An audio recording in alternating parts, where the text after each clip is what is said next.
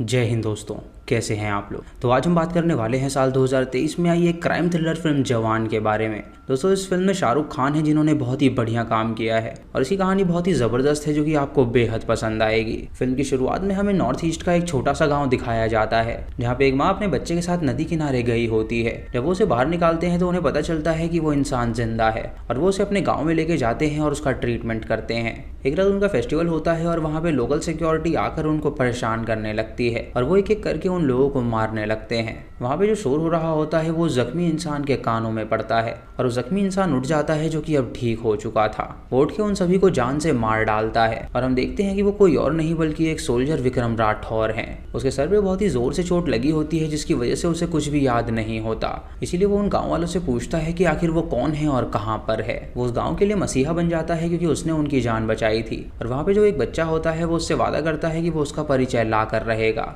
फिर हमें 30 साल बाद की कहानी दिखाई जाती है जहाँ पे हमें मेट्रो ट्रेन दिखाई जाती है जिसमें कई सारे मासूम लोग थे और वहाँ पे लड़कियों की एक गैंग भी आती है जो कि उसे हाईजैक करने वाले थे। उस मेट्रो में एक बहुत बड़े बिजनेसमैन काली की भी बेटी मौजूद होती है और वो 6 लड़कियां मिलकर उस ट्रेन की बोगी को हाईजैक कर लेती हैं। वहीं पे एक पुलिस वाला भी होता है जो कि उन पे हमला कर देता है, लेकिन तभी विक्रम राठौर वहाँ पर आकर उसे बांध देता है और वो उससे कहता है कि ये उसकी टीम है तो वो डिस्टर्ब ना करे। उसके बाद वो पुलिस स्टेशन में फ़ोन करता है और उन्हें बताता है कि उसे कुछ चाहिए। तो वहाँ पे एक पुलिस वाली मिस नर्मदा को अपॉइंट किया जाता है ताकि वो उसे पकड़ सके। वो सबको डराने के लिए वहाँ पे एक लेडी को जान से मार डालता है और उसके बाद उनसे कहता है कि अगर उन्होंने उसकी मांग पूरी नहीं करी तो वो एक एक करके सबको ही मार डालेगा। नर्मदा उससे पूछती है कि आखिर उसे क्या चाहिए, तो वो उससे कहता है कि उसे 40,000 करोड़ रुपए चाहिए। वो मंत्री से भी बात करता है और उससे कहता है कि उसे 40,000 करोड़ वो जल्दी ला के दे। तो मंत्री उससे कहता है कि वो 40,000 करोड़ कहाँ से लाएगा, तो वो उससे कहता है कि काली की बेटी यहीं पर मौजूद है जो कि एक बहुत बड़ा आर्म डीलर है और वो 40,000 करोड़ कहीं से भी ला सकता है। क्योंकि हमारा देश एक ऐसा देश है जहाँ पे काली जैसे बिजनेसमैन के 40,000 करोड़ माफ कर दिए जाते हैं, लेकिन एक गरीब किसान के 40,000 भी बैंक माफ नहीं करता। फिर हमें काली दिखाया जाता है जो कि बहुत ही खतरनाक आदमी था और जब उसे पता चलता है कि उसकी बेटी भी उस ट्रेन में मौजूद है तो वो 40,000 करोड़ उन्हें दे देता है। काली की बेटी राठौर से कहती है कि वो बहुत बड़ा चोर है, तो वो उससे कहता है कि असली चोर वो नहीं बल्कि असली चोर उसका बाप है। वो कई सारे लोगों को मार के आज इस मुकाम पे पहुंचा है। वो अपनी टीम में से एक लड़की की कहानी उसे बताता है और उसे कहता है कि इसका पिता एक किसान था जिसने लोन लेकर एक ट्रैक्टर खरीदा था, लेकिन बैंक वाले रोज वहां पर आकर उसे परेशान किया करते थे। एक दिन उसका पापा हार गया और उसने आत्महत्या कर ली और तभी वो लोग नहीं रुके और उन्हें जलील करने आते ही रहे। करीब 7 लाख किसान हमारे देश में इसी कारण से मारे जाते हैं और कोई भी सरकार इस पे ध्यान तक नहीं देती।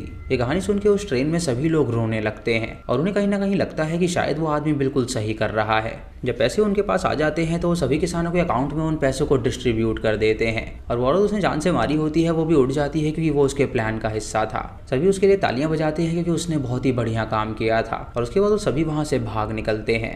फिर हमें दिखाया जाता है कि वो जो 6 लड़कियों की टीम है वो दरअसल सिर्फ जेल की कैदी हैं जहाँ पे सिर्फ औरतों को ही रखा जाता था और जेल का जेलर कोई और नहीं बल्कि आज़ाद राठौर था जो कि वो टीम चलाया करता था और वो अच्छे काम के लिए ये कर रहा था। इधर काली की बेटी जब उसे बताती है कि विक्रम राठौर ये सब कर रहा है तो काली बहुत ही डर जाता है, मानो कि वो जानता हो कि वो कौन है। कुछ दिनों बाद आज़ाद की शादी तय हो जाती है, वो भी नम्रता से। ये नम्रता की एक बेटी थी जो कि आज़ाद को अपना पिता ही माना करती थी। नम्रता आज़ाद से कहती है कि अगर उसकी बेटी को वो पसंद है तो उसे भी वो पसंद है और वो बहुत जल्द शादी कर लेंगे। आज़ाद उसे सब सच बताना चाहता है लेकिन वो ये नहीं कर पाता। उसके बाद आज़ाद और उसकी टीम हेल्थ मिनिस्टर को शूट करके उसे किडनैप कर लेती है और वो उसे एक पुराने हॉस्पिटल में ले जाके बंद कर देती है। आज़ाद विक्रम राठौर बन के सबके सामने आता है और लाइव टीवी बताता है कि कुछ साल पहले इसी अस्पताल में एक कांड हुआ था जिसकी वजह से यहाँ पे कई सारे बच्चों की जान चली गई थी। उस वक्त यहाँ पे जो डॉक्टर था अगर वो सच बताए तो वो इस मंत्री को छोड़ देगा। वो डॉक्टर सुन के बहुत डर जाता है और सब कुछ सच सच बता देता है। दरअसल उस वक्त बच्चों को बहुत ज्यादा बीमारी हो गई थी लेकिन उन्हें ऑक्सीजन सिलेंडर उसने प्रोवाइड नहीं करवाया और उसने अपनी ही एक डॉक्टर पे इल्जाम लगा दिया कि उसने ये सब किया है, इसीलिए उसे जूते पड़े और उससे उसका सर्टिफिकेट छीन लिया गया। वो अपनी गलती मान लेता है और कहता है कि ये सब कुछ उसकी गलती थी।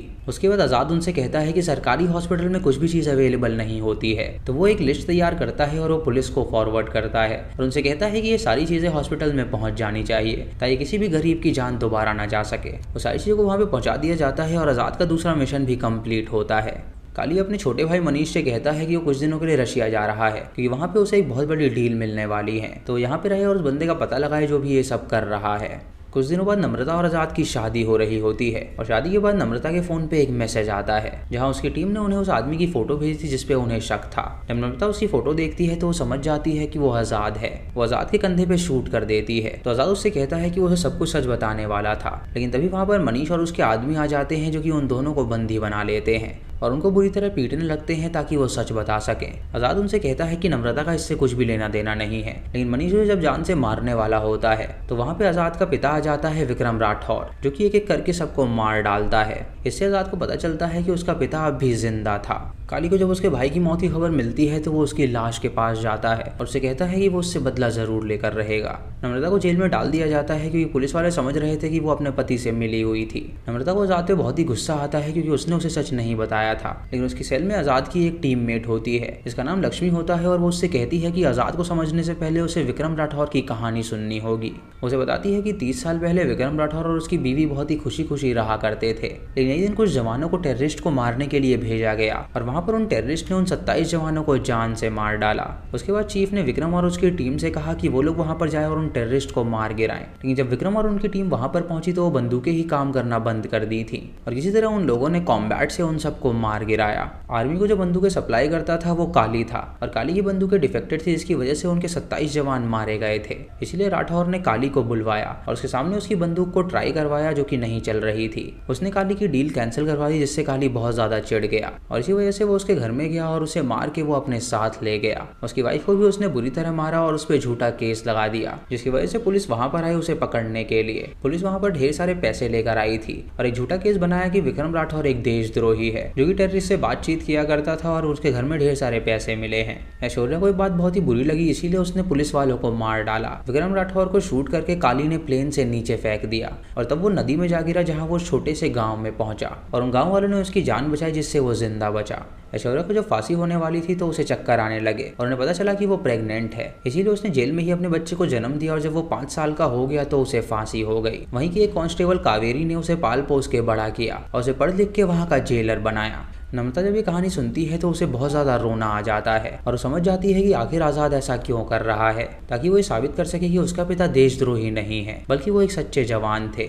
आज़ाद की जब आंखें खुलती हैं तो वो अपने सामने उस पुलिस वाले को देखता है जिससे मेट्रो में उसका सामना हुआ था। वो पुलिस वाला उसे बताता है कि वो एक छोटे से गांव से बिलोंग करता है जहाँ पे जब उसके पिता आए तो उन्होंने उसके पूरे गांव को बचाया और उसने उसके पिता से वादा किया था कि वो उसकी आइडेंटिटी पता कर रहेगा। इसीलिए उसने पुरानी फाइल्स निकाली और उसे पता चला कि वो विक्रम राठौर हैं, इसीलिए वो उन्हें यहाँ पर ले आया उससे मिलवाने के लिए। वो आज़ाद को ये भी बताता है कि उसके पिता को कुछ भी याद नहीं रहता है और उनकी याददाश्त चली गई है, इसीलिए वो सारी बातें भूल चुके हैं। इधर नम्रता को एक पुलिस वाला अपने पास बुलाता है और उसे कहता है कि वो उसके अंडर काम करता था लेकिन वो काली के लिए काम कर रहा है और काली का आदेश है कि वो उन्हें जान से मार डाले। जब वो उसे जान से मारने वाला होता है तो आज़ाद वहाँ पर आकर उन्हें बचा लेता है, लेकिन इसी बीच लक्ष्मी को गोली लग जाती है जिससे उसकी मौत हो जाती है। उन लोगों को एक खबर मिलती है कि काली अपने जो पैसे है वो रशिया सप्लाई कर रहा है ताकि उसके पैसे सेफ रह सके, इसीलिए वो लोग प्लान बनाते हैं और उसके पैसे ले जाने वाले ट्रक को हाईजैक कर लेते हैं। लेकिन इसी बीच काली के आदमी विक्रम राठौर को पकड़ लेते हैं और उसे उसके पास ले जाते हैं। तभी आज़ाद विक्रम राठौर बन के लाइव आता है और वो सबसे बताता है कि वो एक जेल में है जहाँ पे उसने सारे कैदियों को बंदी बना लिया है और अगर वो लोग उसकी बात नहीं मानेंगे तो वो सबको एक एक करके मार डालेगा। काली ये देख के हैरान हो जाता है और उससे पूछता है कि अगर वहाँ विक्रम है तो ये कौन है।